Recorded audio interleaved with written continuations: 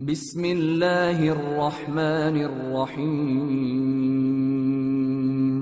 شروع اللہ کا نام لے کر جو بڑا مہربان نہایت رحم والا ہے۔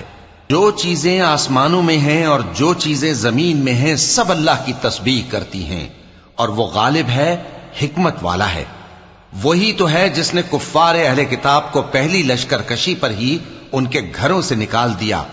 مسلمانوں، تمہارے خیال میں بھی نہ تھا کہ وہ نکل جائیں گے، اور وہ لوگ یہ سمجھے ہوئے تھے کہ ان کے قلعے ان کو اللہ کے عذاب سے بچا لیں گے، مگر اللہ نے ان کو وہاں سے آ لیا جہاں سے ان کو گمان بھی نہ تھا، اور اس نے ان کے دلوں میں دہشت ڈال دی کہ اپنے گھروں کو خود اپنے ہاتھوں اور مومنوں کے ہاتھوں سے اجاڑنے لگے۔ تو اے بصیرت کی آنکھیں رکھنے والو، عبرت حاصل کرو۔ اور اگر اللہ نے ان کے بارے میں جلا وطن کرنا نہ لکھ رکھا ہوتا تو ان کو دنیا میں بھی عذاب دے دیتا، اور آخرت میں تو ان کے لیے آگ کا عذاب تیار ہے ہی۔ یہ اس لیے کہ انہوں نے اللہ اور اس کے رسول صلی اللہ علیہ وآلہ وسلم کی مخالفت کی، اور جو شخص اللہ کی مخالفت کرے تو اللہ اسے سخت عذاب دینے والا ہے۔ مومنوں، کھجور کے جو درخت تم نے کاٹ ڈالے یا ان کو ان کی جڑوں پر کھڑا رہنے دیا، سو یہ اللہ کے حکم سے تھا، اور اس سے مقصود یہ تھا کہ وہ نافرمانوں کو رسوا کرے۔ اور اے مسلمانوں، جو مال اللہ نے اپنے پیغمبر کو ان لوگوں سے جنگ کے بغیر دلوایا ہے اس میں تمہارا کچھ حق نہیں، کیونکہ اس کے لیے نہ تم نے گھوڑے دوڑائے نہ اونٹ، لیکن اللہ اپنے پیغمبروں کو جن پر چاہتا ہے غالب کر دیتا ہے، اور اللہ ہر چیز پر قادر ہے۔ جو مال اللہ نے اپنے پیغمبر صلی اللہ علیہ وآلہ وسلم کو بستیوں والوں سے دلوایا ہے وہ اللہ کے اور پیغمبر کے قرابت والوں کے اور یتیموں کے اور حاجت مندوں کے اور مسافروں کے لیے ہے، تاکہ جو لوگ تم میں دولت مند ہیں انہی کے ہاتھوں میں نہ گردش کرتا رہے، اور جو چیز تم کو پیغمبر صلی اللہ علیہ وآلہ وسلم دیں وہ لے لو، اور جس سے منع کریں اس سے باز رہو، اور اللہ سے ڈرتے رہو، بے شک اللہ سخت عذاب دینے والا ہے۔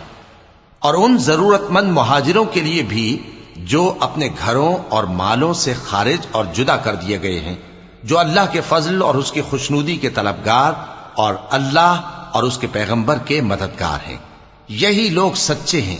اور ان لوگوں کے لیے بھی جو مہاجرین سے پہلے اس گھر یعنی مدینے میں مقیم ہیں اور ایمان میں مضبوط ہیں، اور جو لوگ ہجرت کر کے ان کے پاس آتے ہیں وہ ان سے محبت کرتے ہیں، اور جو کچھ ان کو ملا اس سے اپنے دل میں کچھ خواہش اور خلش نہیں پاتے، اور ان کو اپنی جانوں پر مقدم رکھتے ہیں خواہ وہ خود بھی فاقے سے ہوں۔ اور جو شخص خود غرضی سے بچا لیا گیا تو ایسے ہی لوگ بامراد ہیں۔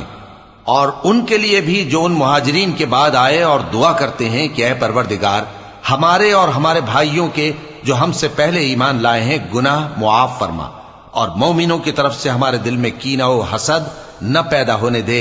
اے ہمارے پروردگار، تو بڑا شفقت کرنے والا ہے، مہربان ہے۔ کیا تم نے ان منافقوں کو نہیں دیکھا جو اپنے کافر بھائیوں سے جو اہل کتاب ہیں کہا کرتے ہیں کہ اگر تم جلا وطن کیے گئے تو ہم بھی تمہارے ساتھ نکل چلیں گے، اور تمہارے بارے میں کبھی کسی کا کہا نہ مانیں گے، اور اگر تم سے جنگ ہوئی تو تمہاری ہی مدد کریں گے، مگر اللہ ظاہر کیے دیتا ہے کہ یہ جھوٹے ہیں۔ اگر وہ نکالے گئے تو یہ ان کے ساتھ نہیں نکلیں گے، اور اگر ان سے جنگ ہوئی تو یہ ان کی مدد نہیں کریں گے، اور اگر مدد کریں گے بھی تو پیٹ پھیر کر بھاگ جائیں گے، پھر ان کو کہیں سے بھی مدد نہ ملے گی۔ مسلمانوں، تمہاری ہیبت ان لوگوں کے دلوں میں اللہ سے بھی بڑھ کر ہے، یہ اس لیے کہ یہ سمجھ نہیں رکھتے۔ یہ سب جمع ہو کر بھی تم سے نہیں لڑ سکیں گے، مگر بستیوں کے قلعوں میں پناہ لے کر یا دیواروں کی اوٹ سے۔ ان کے آپس میں بھی بڑی لڑائی رہتی ہے، تم خیال کرتے ہو کہ یہ اکٹھے ہیں، حالانکہ ان کے دل پھٹے ہوئے ہیں۔ یہ اس لیے کہ یہ بے عقل لوگ ہیں۔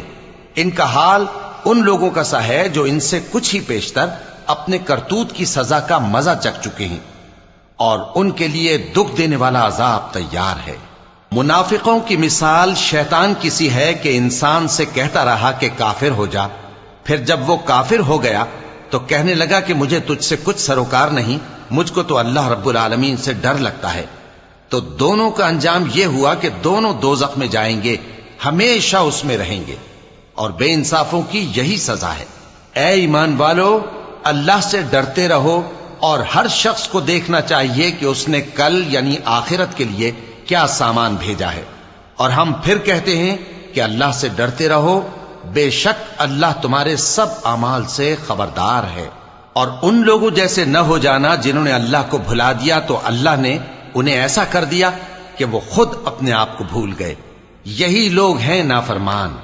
اہل دوزخ اور اہل بہشت برابر نہیں، اہل بہشت ہی کامیابی حاصل کرنے والے ہیں۔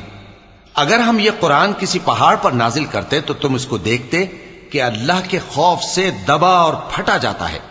اور یہ مثالیں ہم لوگوں کے لیے بیان کرتے ہیں تاکہ وہ غور کریں۔ وہی اللہ ہے جس کے سوا کوئی معبود نہیں، پوشیدہ اور ظاہر کا جاننے والا، وہ بڑا مہربان ہے، نہایت رحم والا ہے۔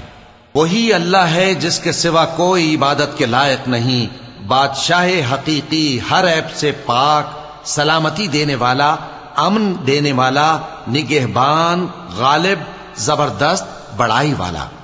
اللہ مشرکوں کے شرک سے پاک ہے۔ وہی اللہ تمام مخلوقات کا خالق، ایجاد و اختراع کرنے والا، صورتیں بنانے والا، اس کے سب اچھے سے اچھے نام ہیں۔ جتنی چیزیں آسمانوں اور زمین میں ہیں سب اس کی تسبیح کرتی رہتی ہیں، اور وہ غالب ہے، حکمت والا ہے۔ صدق اللہ العظیم۔